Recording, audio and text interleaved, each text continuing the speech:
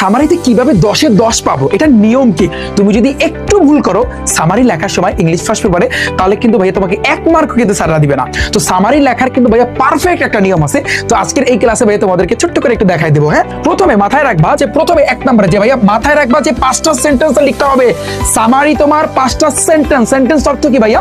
বাক্য। তোমার 5টা বাক্য লিখতে হবে, এর উপরে তুমি যাইতে পারবা না। এটা 1 নম্বরে। 2 নম্বর আমি দেখাবো, প্র্যাকটিক্যালি তোমাদেরকে দেখাবো। সব সেন্টেন্সে একটা প্যারাগ্রাফকে লিখবে, মানে সব সেন্টেন্সগুলো একটা প্যারাগ্রাফ টাইপের থাকবে। Okay fine. তারপর দেখো প্যাসেজের প্রায় 1 থেকে অর্থাৎ 3 ভাগের 1 ভাগ ব্যবহার করতে পারবে। অর্থাৎ ধরো একটা প্যাসেজ আছে, সাপোজ ওই প্যাসেজের 3 ভাগের 1 ভাগ তুমি ব্যবহার করতে পারবা। ওকে, তারপরে আসি সেন্টেন্সগুলো অবশ্যই অ্যাসার্টিভ হতে হবে এবং এক্সাম্পল বা কোশ্চেন থাকবে না, কোনো কোশ্চেন থাকবে না। নিজের ভাষায় শুরু করতে হবে, প্যাসেজ থেকে কপি পেস্ট করা যাবে না, যে কপি করে তুমি লিখবা এটা কিন্তু থাকবে না। এখানে মেইন যে বিষয়টা আমরা প্রথমে এটা একটু টানবো। দেখো এটা একটু আমরা একটু টানবো যে 5টা সেন্টেন্সে কিন্তু লিখতে হবে। প্রথমে আসি, তুমি দেখতে পাচ্ছ এই জায়গা থেকে আমি লিখে রাখছি তোমাদের সুবিধার জন্য। তুমি শুরুটা করবা কি দিয়ে? তুমি যেটাই আসুক না কেন, যাই আসুক না কেন, তুমি অলওয়েজ এটা দিয়ে শুরু করবা কি? The passage. প্যাসেজ অর্থ কি ভাইয়া? অনুচ্ছেদ। অনুচ্ছেদ ইজ হচ্ছে মেইনলি প্রধানত রিটেন। রিটেন অর্থ কি ভাইয়া? লেখা হয়েছে অ্যাবাউট সম্পর্কে। The famous. ফেমাস অর্থ কিন্তু বিখ্যাত, অথবা যদি বিখ্যাত ব্যক্তির সম্পর্কে আসতে পারে, অথবা তুমি ফেমাস বা গ্রেটেস্ট তুমি ইউজ করতে পারো, যেটা ইউজ করো কোনো সমস্যা নাই। তুমি ফেমাস দিতে পারো বা গ্রেটেস্ট দিতে পারো। সে যদি তুমি প্যাসেজটাকে পড়বা, একটা তো আইডিয়া পাবা, তাই না ভাইয়া?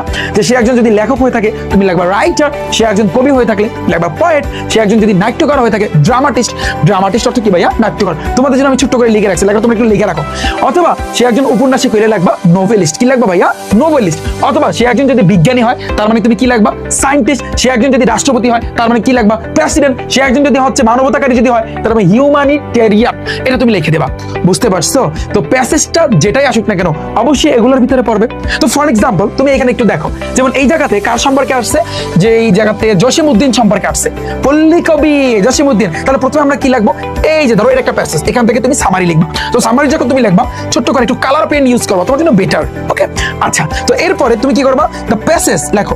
দ্য প্যাসেজ আমরা কিন্তু জানি প্রথমে লিখতে হবে the passage is mainly written about the famous বা গ্রেটেস্ট। এই লাইনটা সব জায়গায় লিখবা। দ্য প্যাসেজ ইজ মেইনলি, এটা প্রধানত অনুচ্ছেদটা রিটেন লেখা হয়েছে অ্যাবাউট সম্পর্কে দ্য ফেমাস বিখ্যাত একজন, সে একজন কিন্তু কবি ভাইয়া। তো তুমি লিখতে পারো যে বাঙালি পোয়েট, বাঙালি কবি, তার নামটা কি? এই জসিমউদ্দিন। এই জসিমউদ্দিন